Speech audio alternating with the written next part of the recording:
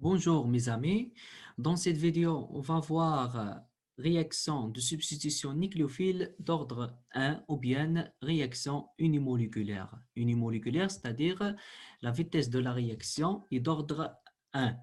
Donc, on va rappeler que les réactions de type SN2 sur les halogénures d'alkyle lors de la réactivité, c'est-à-dire halogénure d'alkyle primaire est plus rapide que secondaire et pour les halogénures d'alkyle tertiaire, pas de réaction. D'accord? Donc, pour les réactions de type SN2, c'est-à-dire il est favorable pour les halogénures d'alkyle primaire, secondaire et n'est pas pour tertiaire. Mais pour les réactions de type SN1 subissent des substitutions selon un autre mécanisme et Rx secondaire et Rx tertiaire dans ce cas, favorable les réactions de type SN1.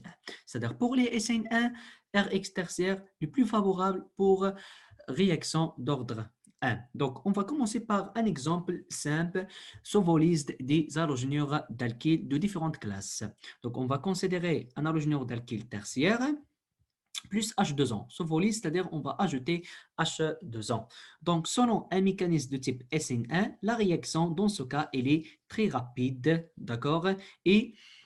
C'est-à-dire, il est quantitativement dans le sens 1, d'accord? Il n'est pas équilibré, mais l'équilibre va déplacer vers le sens 1, d'accord? Donc, si on utilise un halogénure d'alkyle tertiaire et le même nucléophile ou bien le même solvant, dans ce cas H2O, va jouer le rôle de solvant et le rôle de nucléophile, d'accord? Donc, pour Rx tertiaire, la réaction elle est très rapide. On va changer le substrat par un halogénure d'alkyle secondaire. Donc pour ce Rx, c'est un halogénure d'alkyle secondaire plus H2O, le même nucléophile, même atome du nucléophile et le même solvant, c'est H2O. Donc H2O dans ce cas joue le rôle du nucléophile et de solvant. Donc la réaction aussi elle est rapide selon un mécanisme de type SN1 va donner l'alcool correspondant plus HBr. Ici, par exemple, on utilise un Rx, dans ce cas, c'est bromométhane, c'est un Rx primaire non branché plus H2O. La réaction elle est lente. Donc, selon un mécanisme de type SN1, pas de réaction. D'accord? C'est-à-dire, selon un mécanisme de type SN1, dans ce cas, pas de réaction. Donc, comme conclusion, les halogénures d'alkyle primaire ne réagissent pas dans ces conditions, c'est-à-dire dans les conditions de SN1, les Rx primaires, pas de réaction. Comme les Rx tertiaires pour SN2. Donc, SN2, pas de réaction pour Rx tertiaire et SN1, pas de réaction par rapport à Rx primaire. On va voir le profil d'énergie, c'est-à-dire l'énergie potentielle de la réaction en fonction de coordonnées de la réaction. Donc, pour réaction de type SN2, la réaction, on a dit que la réaction s'effectue en une seule étape entre l'état initial et l'état final. Donc, on va considérer le chlorométhane, c'est un Rx primaire, puisque c'est un Rx primaire dans ce cas non branché, c'est-à-dire favorable aux réactions de type SN2 plus OH-, c'est un nucléophile et aussi c'est une base, d'accord? Mais dans ce cas, on va parler de caractère nucléophile. Donc, l'état fondamental ou bien l'état initial, les réactifs, donc, كاينين فواحد le niveau énergétique, voilà. Et pour passer à l'état final, c'est-à-dire pour passer à des produits, on passe par un maximum d'énergie qui s'appelle l'état de transition, d'accord? Ou bien l'énergie d'activation.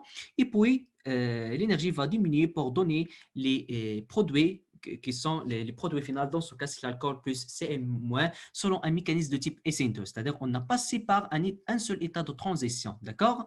Donc, c'est-à-dire attaque du nucléophile de côté opposé. Donc, بحال الكربون بحال كيكون عنده سي بنتافالون داكور لا ليزون او اتش سي اي سي كتكون الى ليزون سي سي ال كتبدا تهرس. دونك الكربون بحال عنده خمسه ديال لي ليزون. اي بوي دونك اون الكتروشيمي كنا كنحسبوا دلتا اش c'est-à-dire delta H de la réaction, c'est une différence, d'accord? Et l'énergie d'activation, elle est déterminée par les conditions cinétiques à partir de loi d'Arrhenius, d'accord? Donc, في الاس 5 غتقراو la cinétique pour comment on détermine l'énergie d'activation. Donc, on a en général deux méthodes pour déterminer l'énergie d'activation. C'est-à-dire, on va faire les mesures à deux températures différentes. On va appliquer la loi d'Arrhenius pour déterminer l'énergie d'activation. Et pour les réactions du type SN1, dans ce cas, on a un Rx tertiaire plus H2O. Donc, Rx tertiaire plus H2O qui est le solvant et le nucléophile dans ce cas, selon un mécanisme de type SN1, on remarque qu'on a trois étapes, c'est-à-dire pour passer à l'état final qui est le produit, dans ce cas c'est l'alcool plus Br-. Donc à partir de cette profil d'énergie, on remarque que SN1 n'est pas une réaction concertée, c'est-à-dire ne suffit pas en seule étape entre l'état initial et l'état final, mais passage par trois états passage par trois états intermédiaires. Donc, SN1 n'est pas une réaction concertée. D'accord? Donc, la SN1 n'est pas une réaction concertée. Et le mécanisme s'effectue en général en trois étapes. D'accord? Il y a trois étapes de transition, c'est-à-dire le mécanisme de type SN1 s'effectue en trois étapes. D'accord? En général. Donc, le mécanisme de SN1. Donc, comme le mécanisme de SN2. SN2 attaque du nucléophile de côté opposé, formation de la liaison, voilà, en même temps. Mais dans le cas de SN1, passage par trois étapes. Première étape s'appelle étape de déterminante, puisque علاش كنقولوا la étape de déterminante, puisque هي اللي كتحدد لك la vitesse de la réaction, c'est l'étape plus lente. D'accord? Donc, par exemple, on a une réaction qui passe par plusieurs étapes, maintenant 20 étapes. L'étape plus lente s'appelle l'étape déterminante qui détermine la vitesse de la réaction, qui est l'étape la plus lente. Donc, étape 1, c'est l'étape de déterminante, donc dissociation de la liaison carbone-X et formation de carbocation. C'est-à-dire, dans cette étape, on a la dissociation de la liaison, c'est-à-dire lorsqu'on prend l'halogénure d'alkyle en milieu réactionnel, donc la dissociation se fait spontanément de la liaison carbone-X, formation de carbocation et formation de carbocation et plus Br-. Donc, dans ce cas, c'est un halogénure d'alkyle tertiaire. L'électronégativité de Br est supérieure que de carbone. En plus, Br, c'est une atome polarisable, d'accord? C'est-à-dire,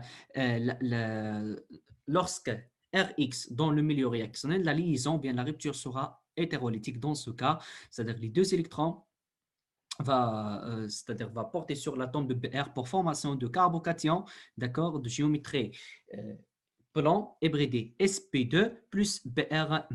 Deuxième étape, c'est attaque du nucléophile par une molécule de solvant.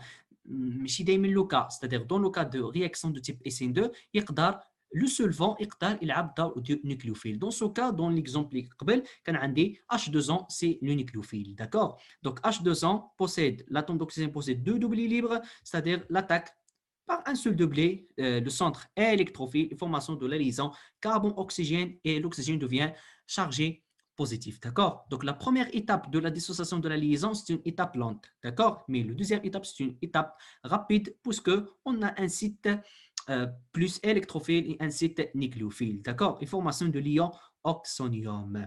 Et la troisième étape, c'est la déprotonation, c'est-à-dire élimination de H+. Br-, c'est une base faible, d'accord? Oxygène chargé positif, instable, stable, c'est-à-dire élimination de H+, stable. Le Br- va prendre ce H pour formation de HBr. Donc, troisième étape, c'est la déprotonation, d'accord? Le Br- va prendre le proton pour formation de HBr et formation de l'alcool correspondant. Donc, SN1 se fait en trois étapes en général. Étape déterminante, la dissociation de la liaison carbone halogène et formation de carbocation. Deuxième étape, attaque du nucléophile. Et la troisième étape, c'est la déprotonation. Donc, pour la cinétique de la réaction, c'est-à-dire, par rapport à SN2, la cinétique est d'ordre 1, c'est-à-dire elle ne dépend pas du nucléophile. Elle dit que le solvant يقدر يلعب دور de nucléophile, c'est-à-dire واخا يكون عندك واحد le nucléophile fort, la vitesse ne change pas, n'influence pas, la nucléophilie n'influence pas sur la vitesse de la réaction d'ordre 1. Donc cinétique d'ordre 1, la vitesse est égale CK fois la concentration de substrat de l'halogène d'alkyle. Et l'halogène d'alkyle pour Rx pour SN1 se compte un Rx tertiaire, d'accord, ou bien un Rx secondaire. Donc pour SN1, ce sont des réactions non stéréospécifiques, n'est pas stéréospécifique, d'accord. ماشي بحال SN2. SN2 stéréospécifique, c'est-à-dire on obtient un seul énantiomère. Dans le cas de réaction de type SN1, donc on obtient un mélange. Donc, on a le cas d'un mélange racinique.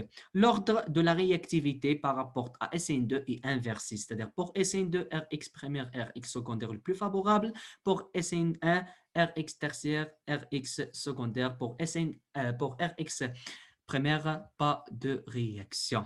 D'accord? Et le courage. إن أعجبك الفيديو لا تنسى الإعجاب والاشتراك في القناة.